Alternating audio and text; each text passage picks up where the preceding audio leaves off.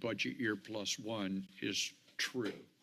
If I understand this, we have a multi-million-dollar award from the state of California, and we are using that as the appropriation or the funding of this contract, correct? That is correct. And that homeless grant from the state of California was a total of $14 million. We have spent a fair amount of that. How much have we spent before we authorized this contract?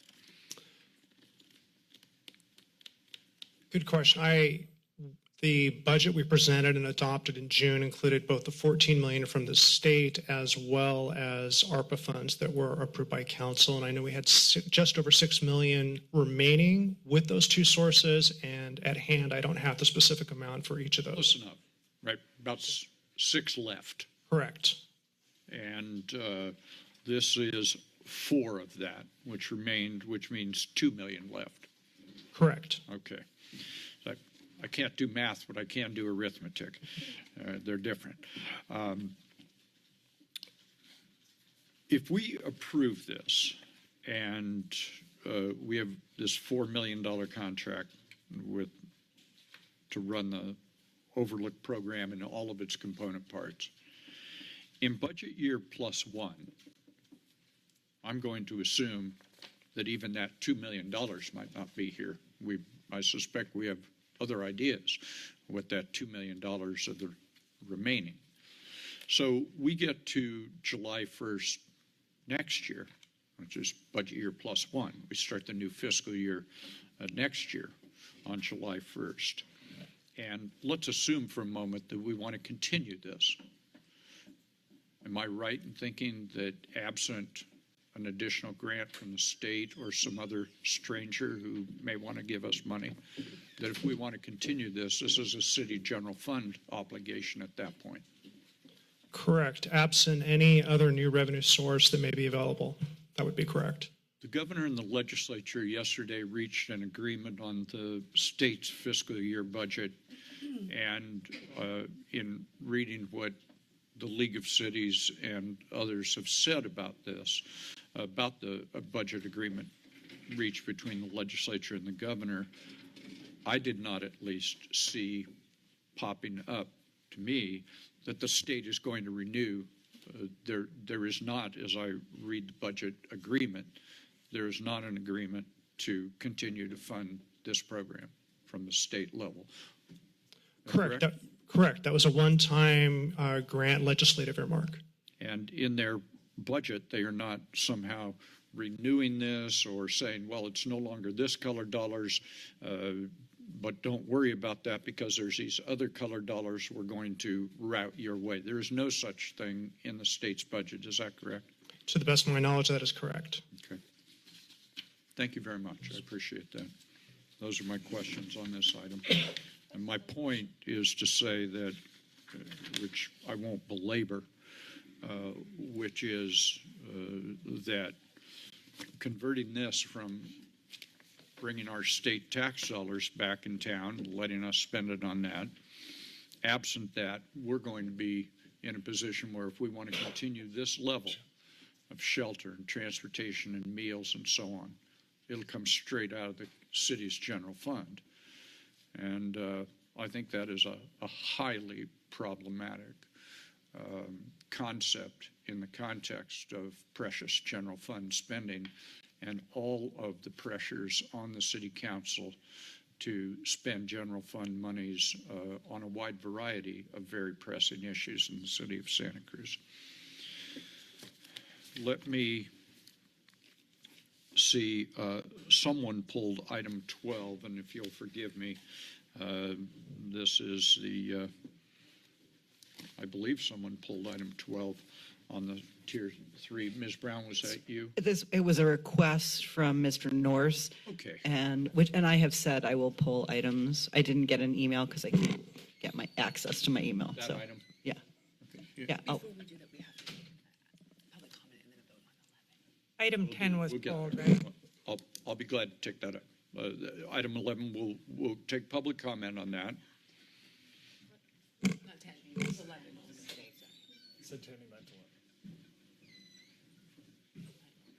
Good afternoon, sir. So, item 11, I want you all to remember that the city spent $250,000 recently demolishing people from their makeshift homes along Highway 9, and 6 months before that, $1 million in demolishing the benchlands and creating a huge refugee population that is still refugee in the city. So I'm sure that I would imagine your staff, City Manager, Larry Mwale, can give you some notion of the estimate of police and service time that was spent and the cost of that, let's say, compared to what might have been spent for simple shelter of some kind for folks. I mean, it's been suggested by Reggie Meisler that there be vehicles, cheap vehicles be purchased. There's all kinds of concerns and problems about that. But if you consider the huge amount of expense that's being spent, I'm just looking specifically, before this gets voted on, I'd like to see the comparison with how much all these enforcement actions have cost and how much they will likely cost in the next few months, or if you will, in the next year, based upon past experience and whatever reasonable predictions can be made. And I would say this appropriation should be delayed until such time as an analysis is made. And then also unclear in some of the stats are the longevity and nature of the so-called permanent or, I don't know, alternate housing obtained for a small minority of the participants. And I say this not to disparage the shelter that is being provided per se, but to suggest that the money, that while that's happening, you need to stop criminalizing the people who are making their own shelter and perhaps contributing some of that money to the most essential services. Porta potties that have been removed, wash stations that have been removed, electrical outlets that have been removed, trash pickups that have been made more infrequent. Thank you. Thank you, sir. Do we have anyone online on this item? No hands yet. Okay. Good afternoon again, sir. Bonnie, I'm a little confused why item 7 got kind of skipped, but I do have a comment on this item, but maybe someone can enlighten me why 7 was walked over or passed over. It was included in the permitting, the betting limits and the casinos and the. Maybe when you ask a question, then when I provide an answer, we don't cross talk. Good. Item 7 was included as one of the items on the consent agenda. And it was all taken up as one motion, except those items. Okay, pardon me. Yeah, okay. I only heard the names of certain, I only heard the names of certain items and I didn't hear 7. Okay, I understand. $4 million, I mean, the modulo on that, 48,000, that's more money than, I made 2 years as a grocery checker. But, that's, that I feel like giving it to the right people if you give it to the Salvation Army. I feel like all of it going to the Salvation Army is maybe a little, kind of problematic, but deciding who it goes to is similar to, I guess it's like the Volunteer Center and United Way or, like all the different charities, who gets it, and there's a lot of desperation about like who gets it and why.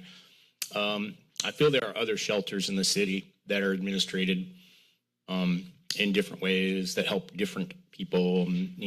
Speaking of, diversity, being parallel to variety, and there's a certain beauty and redundancy.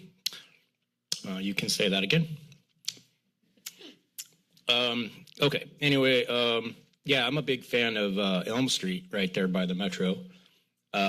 And they're not traditionally considered a shelter, but they do have kind of features of that. And then there are other places in the city.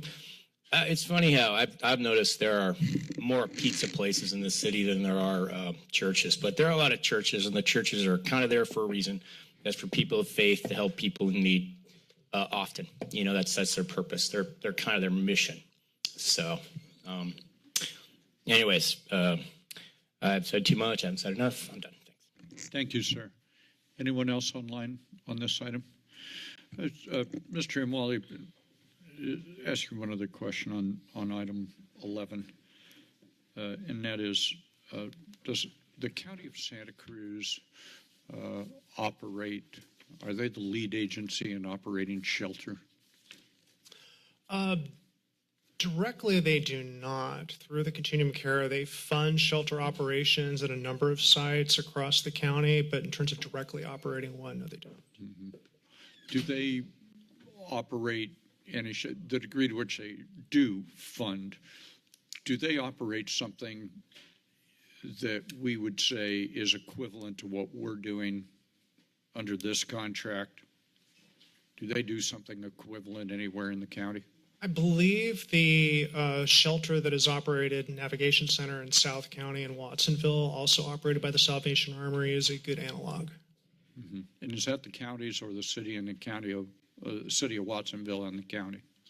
That, I believe, is county specifically, not including the city of Watsonville. So in mid-county to north county, does the county operate in the unincorporated area? Anything similar to what we operate in the city of Santa Cruz?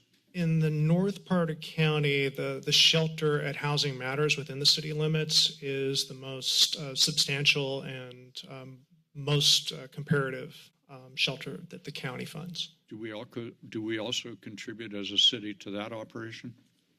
Not specifically to the shelter operations, but the broader infrastructure on that campus. So, for example, we recently spent $1.6 million, I believe it was, for renovation of the hygiene bay and the Paul Lee lofts, ground leases for the property and parcels over there. So significant infrastructure investments. And is it right that about half of the counties, in the most recent point in time survey, that roughly half of the folks who are currently unhoused countywide and including in the 4 cities, about half of that's in the unincorporated area, about half, would that be right? It's more of a 60-40. I think it's approximately 63% within the city limits of Santa Cruz and 37% in the remainder of the county. And if I understand it, the cities of Scotts Valley and Capitola have, with their adopted budgets, are not participating in any of this. Is that correct? They make jurisdictional contributions to the Continuum of Care, and so those are contributions I'm aware of. I'm not familiar with any other contributions. They don't operate shelters in their communities. That is correct. Okay. And the county operates something in South County and contributes to something at Housing Matters, but otherwise the County of Santa Cruz does not operate shelters in the complete and robust way that we offer that at the Armory, including the Overlook campground and the safe parking for vehicles and so on. Is that correct? Correct. With the exception of what we've already discussed with Housing Matters in the North County and the Salvation Army down in Watsonville, there's other small shelters that they contribute some funding to, but nothing at the scale of those two that we've discussed. Nothing at the scale that we do. I raise that, and thank you, Mr. Imlay. I raise all of this for the obvious reason of saying we're going to do this year. Next year, we want to do this. Absent any other changes, if we want to do this, it comes straight out of our general fund. The county, in my view, is not stepping up to take care of its share of the responsibility, either in the unincorporated area or in City of Santa Cruz, which is the county seat. And I think that that's a very significant failure on the part of the County of Santa Cruz. Thank you for that. All debate having ceased on this item, clerk will call the roll.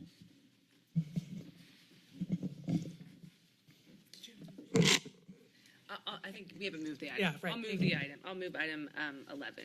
Thank you. Second? Second by Ms. Kalantari Johnson. Clerk will call the roll. Councilmember Newsom, Aye. Brown, Aye. Watkins, Aye. Bruner, Aye. Kalantari Johnson, Aye. Vice Mayor Golder, Aye. And Mayor Keeley? Aye. We are on item 12.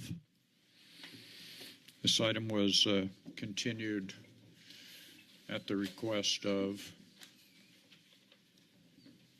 this is the Tier 3 safe parking operation. Did you ask for this, sir, to be pulled? Please come forward. We are on item 12. Good afternoon, sir.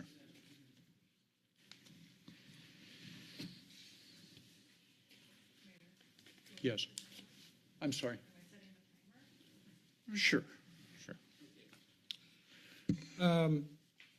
So I'm in favor of the successful expansion of the Tier 3 program, of course. Who isn't? But of course, the specific costs of expanding the program to actually service the 50-person waiting list, who will then be, if it isn't, vulnerable to the OVO, is a very serious question. So considering the city made a commitment to the Coastal Commission that it would provide access to the coast for everyone, and part of that was the issue of people who live in their vehicles and those being oversized vehicles, because that was the ordinance that they were considering. So this, of course, is going to come up in two other items that are on this agenda, so I'm not going to belabor it. But my question here is, what provisions as a part of this appropriation have been made for the waiver program? I don't mean the permits for the year that you can get 4 of them for a year for, 12 days. That has nothing to do with overflow from the waiting list situation for people who can't get into the Tier 3 program. And that's the majority of people in their vehicles, as I understand it from Evan Morrison's account of this. He runs that program. So you need to freeze all enforcement against people who are in their vehicles not relating to particular health and service and safety needs, done with regard to the Martin versus Boise guidelines, because they don't have any options. The Coastal Commission was advised that these would be the options. They're not included in this appropriation. You're advancing this appropriation without those options being specified and without a procedure for getting those waivers, as far as I understand it. And again, it's rather complicated and lengthy, so maybe I'm missing something. And if I am, good for the staff for doing that. But I haven't seen that. And folks who are going to be suffering because of this, and the police are going to be running people around, even those who have their own shelter in vehicles. It's senseless, it's outrageous, and it also is, I think, not particularly cost productive. And I'll leave it there. Thank you. If anyone else who wishes to comment on the item? Good, all right. We have a motion on this item I'll move it.